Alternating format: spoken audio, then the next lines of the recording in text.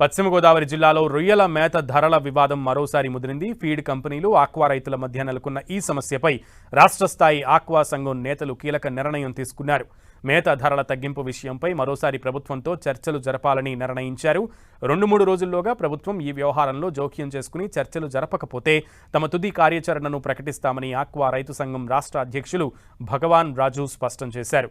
CM ఆదేశాలను సైతం feed కంపెనీలు బేఖాతరు చేస్తున్నాయని ఆయన మండిపడ్డారు. సిండికేట్గా మారిన ఫీడ్ ఎక్స్పోర్టర్స్ కంపెనీలపై తుమి తేల్చుకునేందుకు తాము సిద్ధంగా ఉన్నామని హెచ్చరించారు. గతంలో సమస్య పరిష్కారానికి ప్రభుత్వం ప్రత్యేక మానిటరింగ్ కమిటీని ఏర్పాటు చేస్తూ జీవో జారీ చేసినప్పటికీ ఆ కమిటీ ఇంతవరకు యాక్టివేట్ కాలేదని నేతలు ఆరోపిస్తున్నారు. ఇకపై రైతుల సమస్యల పరిష్కారంలో ఎట్టి పరిస్థితుల్లోనూ రాజీ పడే ప్రసక్తే లేదని, సీఎం ఆదేశాలనే అమలు చేయని కంపెనీలపై పెద్ద ఎత్తున ఉద్యమానికి సిద్ధమవుతామని ఆక్వా సంఘం నేతలు స్పష్టం చేస్తున్నారు.